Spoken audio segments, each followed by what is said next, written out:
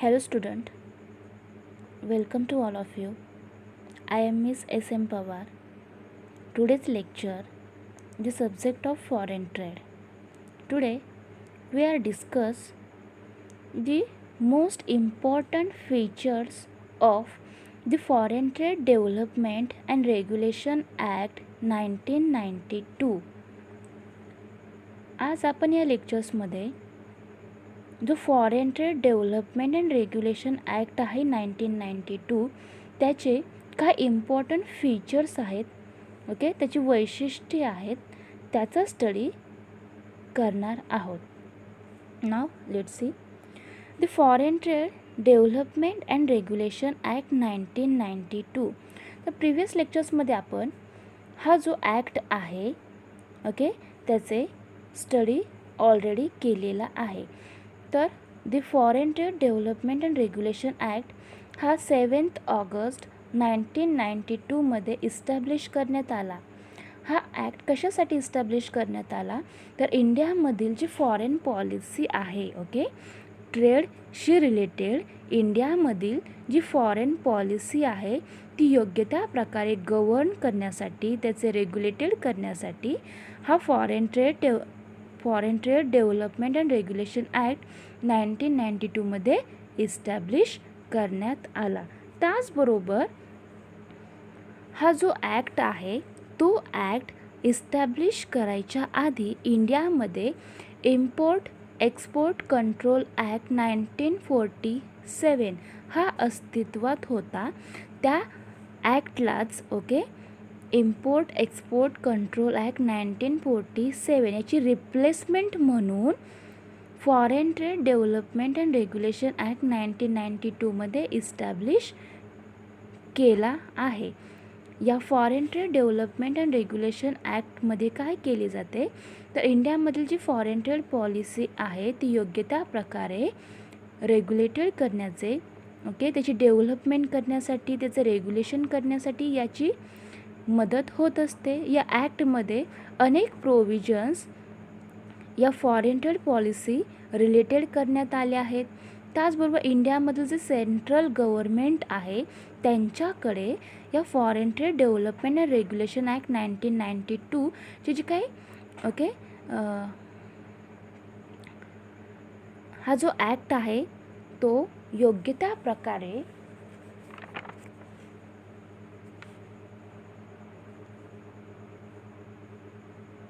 या सेंट्रल गव्हर्नमेंटकडे याचे पॉवर, त्याचे अधिकार दिलेले आहेत.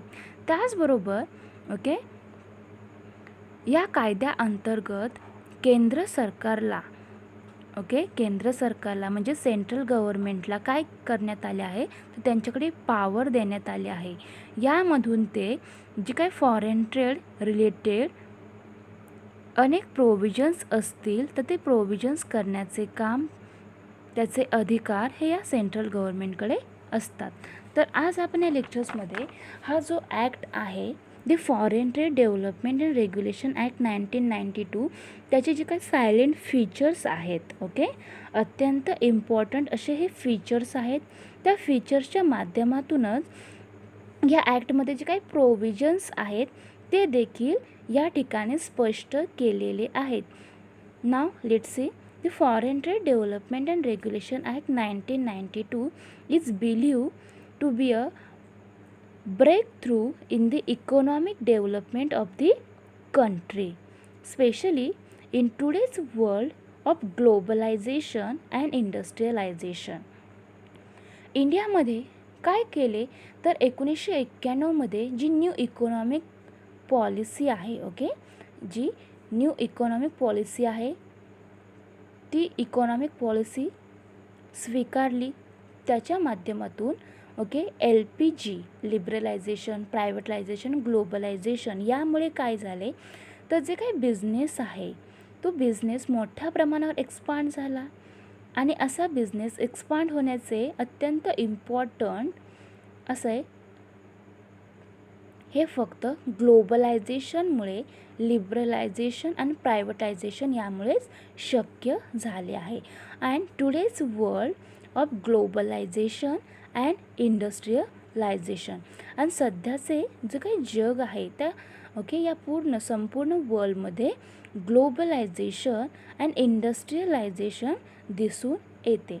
कारण इंडियामध्ये काय केले तर जे काही बिझनेस आहे तो बिझनेस योग्य त्या प्रकारे करायचा असेल तर तो बिझनेस एक्सपांड करायचा असेल तर त्याचा मोठ्या प्रमाणावर डेव्हलपमेंट होणे आवश्यक आहे.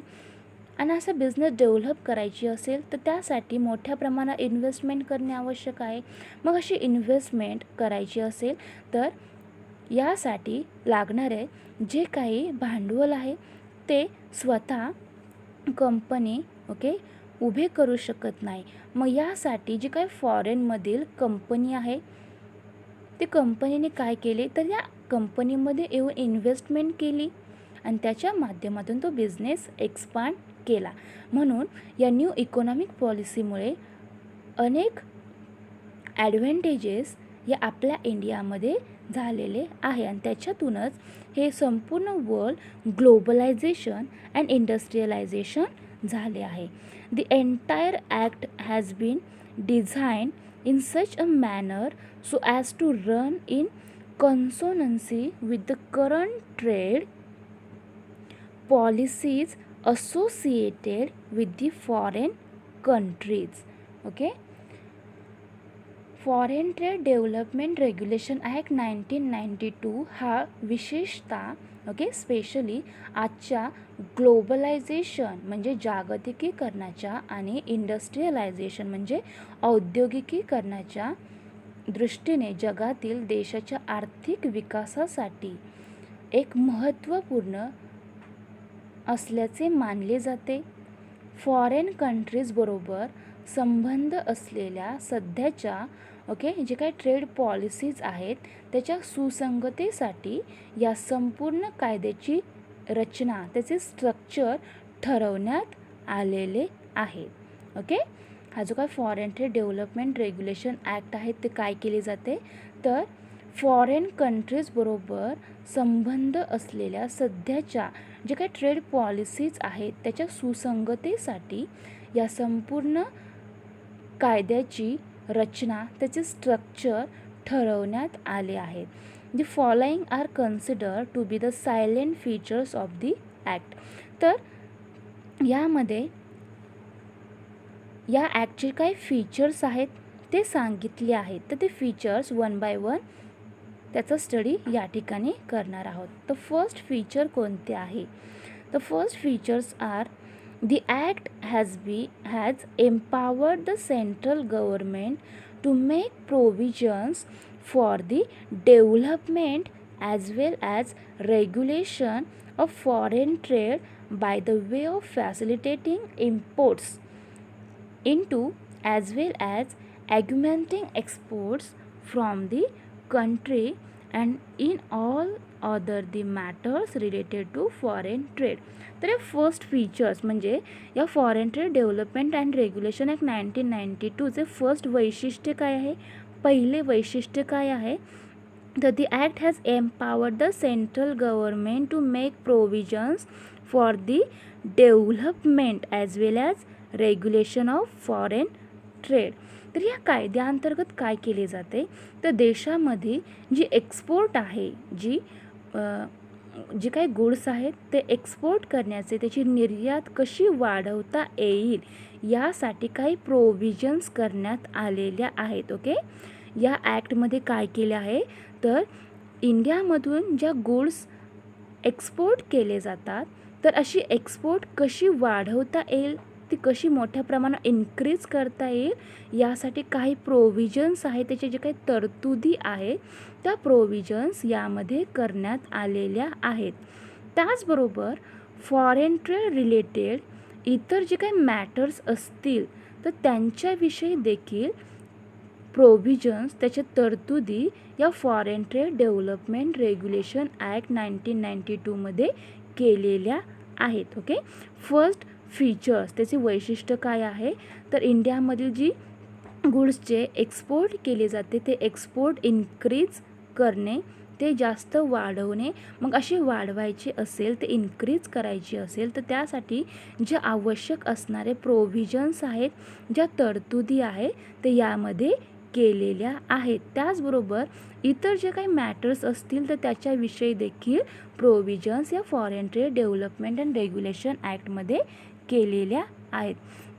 त्यानंतरचा सेकंड फीचर आहे, this act authorises the government to formulate as well as announce the export and import policy and to also keep amending the same on a timely basis. तर सेकंड फीचर्समध्ये काय सांगितले आहे, तर या कायद्याअंतर्गत गव्हर्नमेंटला एक्सपोर्ट अँड इम्पोर्ट जे काही policies आहेत ते ठरवण्यास व त्यांची योग्य त्या प्रकारे अनाउन्समेंट करण्यासाठी, त्याची घोषणा करण्यास व वेळेत त्यानुसार दुरुस्ती करण्याचे पावर, त्याचे अधिकार हे या गव्हर्नमेंटकडे दिलेले आहेत.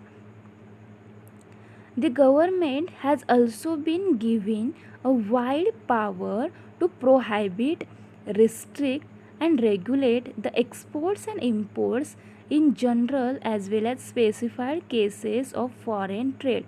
मग हे जे काही गव्हर्नमेंट आहे ते काय करते, तर त्यांच्याकडे असे काही अधिकार दिले आहेत, अशी पॉवर दिली आहे की जे काही prohibit, restrict and regulate, import and export, आयात आणि निर्यात जर व्यापार करायचा असेल तर तो योग्य त्या प्रकारे करणे आवश्यक आहे.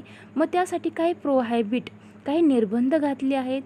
त्याचे रिस्ट्रिक्शन्स करण्याचे, ते योग्य प्रकारे रेग्युलेटेड करण्याचे संपूर्ण पॉवर या गव्हर्नमेंटकडे दिलेली आहेत. त्याचे अधिकार या ठिकाणी दिलेले आहेत. सेकंड फीचर काय आहे, तर या कायद्याअंतर्गत जे काही गव्हर्नमेंट आहे सरकारला इम्पोर्ट अँड एक्सपोर्ट जी काही पॉलिसीज आहे ते ठरविण्यास व त्याची अनाउन्समेंट करण्यास व वेळेत टाईमली त्याच्यामध्ये काही दुरुस्ती करण्याचे अधिकार या गव्हर्नमेंटकडे दिलेले आहेत. त्यानंतरचं थर्ड फीचर आहे, The Act provides for certain appointments, specially that of the Director General, to advise the central government in formulating import and export policy and to implement the same. तर थर्ड फीचरमध्ये काय सांगितले आहे, तर यामध्ये आणखीन एक महत्त्वाची अशी ही प्रोव्हिजन अशी केली आहे, हा असा वैशिष्ट्य आहे, असे फीचर्स आहे की विशेषतः जे काही महासंचालक असतात जे डिरेक्टर जनरल असतात, ते काय करतात, तर या विशेषतः महासंचालकाच्या नेमणुका व आयात निर्यात धोरण ठरविण्यासंदर्भात जे काही सल्लामसलत व ती अंमलबजावणी करण्याची देखील प्रोव्हिजन, त्याची तरतूद यामध्ये केलेली आहे. दी ॲक्ट प्रोव्हाइड, तर हे ॲक्ट कोणत्या गोष्टी प्रोव्हाइड करते, तर सेंट्रल गव्हर्नमेंटकडे इम्पोर्ट अँड एक्सपोर्ट जे काही पॉलिसीज आहेत त्याच्या योग्य त्या प्रकारचे फॉर्म्युलेशन करण्यासाठी, त्याचे इम्प्लिमेंट करण्यासाठी हे सेंट्रल गव्हर्नमेंट काम करीत असते.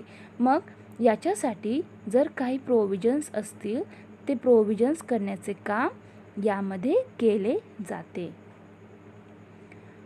त्यानंतरचा फीचर आहे की the act commands every importer as well as exporter to obtain a code number called the importer exporter code number IEC from the Director General or the Authorized Officer. या ॲक्टनुसार, या कायद्यानुसार काय केले जाते, तर प्रत्येक इम्पोर्टरला आणि एक्सपोर्टरला आयातदाराला तसेच निर्यातदाराला अधिकृत अधिकाऱ्याकडून जो काही डिरेक्टर जनरल आहे, जो ऑथोराइज्ड ऑफिसर असतो, त्यांच्याकडून हा IEC code, IEC stands for importer exporter code number मिळविण्याचे, ते घेण्याचे ऑर्डर, त्याचे आदेश यामध्ये दिलेले आहेत. अत्यंत इम्पॉर्टंट असा हा फीचर आहे, ही प्रोव्हिजन आहे. तर यामध्ये काय सांगितले आहे, तर इम्पोर्ट एक्सपोर्ट बिझनेस करायचा असेल तर त्यासाठी प्रत्येक इम्पोर्टरने एक्सपोर्टरने काय केले पाहिजे, तर जो ऑथोराइज्ड ऑफिसर आहे डिरेक्टर जनरल यांच्याकडून IC code number, okay, importer exporter code number मिळवण्याचे आदेश यामध्ये दिलेले आहेत. त्यानंतरचा ओके आणखीन एक महत्त्वाचा असा हा फीचर आहे. मग या फीचरमध्ये काय सांगितले आहे, तर the act provides, okay, the act provides the balancing of all the budgetary targets in terms of imports and exports so that the nation reaches the very peak of economic development. इंडियामधील जी निर्यात आहे, जी वस्तूंची export केली जाते, okay, ते निर्यात वाढवणे, त्याचबरोबर इंटरनॅशनल लेवलवरची, ओके, आंतरराष्ट्रीय स्तरावरील स्पर्धात्मक दराने देशांतर्गत ग्राहकांना दर्जेदार वस्तू व सेवांचे वितरण करणे, त्याचबरोबर आवश्यक असणारा जो काही रॉ मटेरियल असेल, जो कच्चा माल असेल तो पुरविणे, त्यांना उत्तेजन देणे आणि त्यांची आर्थिक वाढ कशा पद्धतीने इन्क्रीज होईल यासाठी देखील त्यांना प्रोत्साहित करण्याचे काम या ठिकाणी केले जाते. The principal objectives here include the facilitation of sustained growth, okay, facilitation of sustained growth adds to the exports of the country, the distribution of quality goods and services to the domestic consumer at internationally competitive prices, stimulation of sustained economic growth by providing access to essential raw materials as well as enhancement of technological strength and efficiency of Indian agricultural industry as well as services and improvement of their competitiveness to meet all kinds of requirement of the global markets. Okay, लक्षात घ्या, आपण foreign trade development regulation act 1992 याचा study करीत आहोत. तर त्याचे जे काय अत्यंत इम्पॉर्टंट असे जे फीचर्स आहेत, ते फीचर्स कोणते आहेत ते पाहत आहोत. तर यामधील जो लास्टचा फीचर आहे, तर त्यामध्ये काय सांगितले आहे, तर इंडियामधील जी काय एक्सपोर्ट आहे, जी निर्यात वस्तूंची केली जाते ती इन्क्रीज करणे, ती वाढवणे, त्याचबरोबर इंटरनॅशनल लेवलवरील जी काही कॉम्पिटिटिव्ह प्राईस आहे, ओके, आंतरराष्ट्रीय स्तरावर जी काही स्पर्धात्मक दराने काय करावे, तर देशांतर्गत ग्राहकांना, आपले जे काही डोमेस्टिक कंझ्युमर आहेत त्यांना दर्जेदार वस्तू, ओके, क्वालिटीच्या, अत्यंत चांगल्या क्वालिटीच्या गुड्स अँड सर्व्हिसेसचे डिस्ट्रीब्युशन करणे, okay, the distribution of quality goods and services to the domestic consumer at internationally competitive price.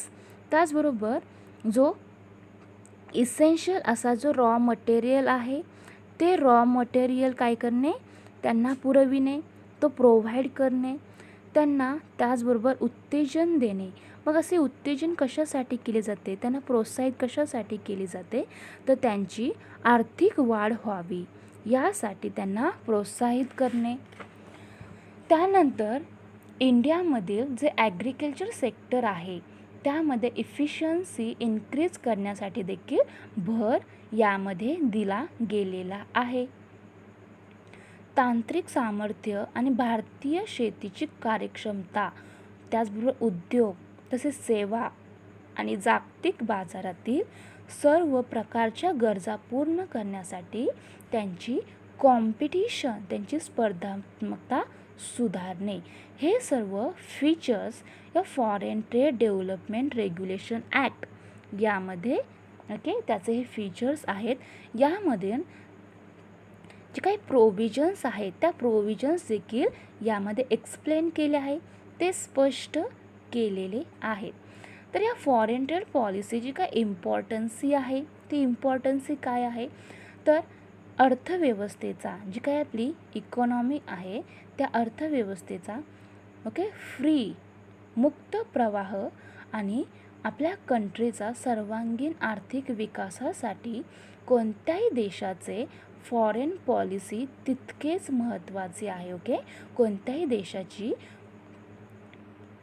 जी काय अर्थव्यवस्था आहे त्याचा विकास करायचा असेल, त्या देशाचा सर्वांगीण विकास करायचा असेल, तर त्यासाठी फॉरेन पॉलिसी अत्यंत इम्पॉर्टंट आहे. फॉरेन ट्रेड पॉलिसीशिवाय कोणतेही देश फॉरेन ट्रेड पॉलिसीज शिवाय कोणताही देश वस्तूंची आयात किंवा निर्यात एक्सपोर्ट इम्पोर्ट हा योग्य त्या प्रकारे सुरळीतपणे पार पाडू शकत नाही.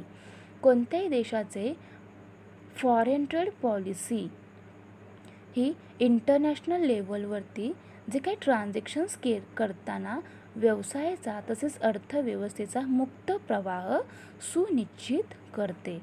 हीच पॉलिसी देशाच्या आपल्या इंडियामधील जी काही आपली इंडियाची जी कंट्री आहे त्या देशाच्या अर्थव्यवस्थेचा मुक्त प्रवाह राखण्यास त्याची हेल्प होत असते. त्याद्वारे इकॉनॉमिक ग्रोथसाठी देखील याची गती मिळते. मुक्त व्यापार आणि लिबरलायझेशन इझी होते.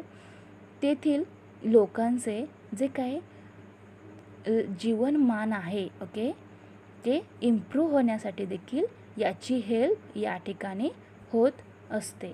तर अशा प्रकारे इंडियामध्ये foreign trade development and regulation act लागू झाल्यामुळे इंडस्ट्रियलायझेशन हे जास्त काय झाले आहे, लिबरल झालेले आहे आणि येणाऱ्या युगातील सर्व जे काही व्यापारी आहेत तसे ग्राहकांना देखील ते अत्यंत यूजफुल फायदेशीर ठरलेले आहे. तर अशा प्रकारे हे फीचर्स या foreign trade development and regulation ॲक्टचे आहेत. तर ते फीचर्स कोणते आहेत ते वन बाय वन एक्सप्लेन त्याचं स्टडी आज आपण या लेक्चर्समध्ये केलेला आहे.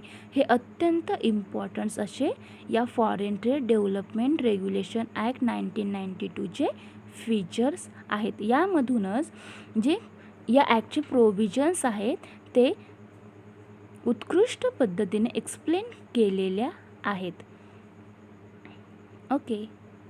थँक्यू.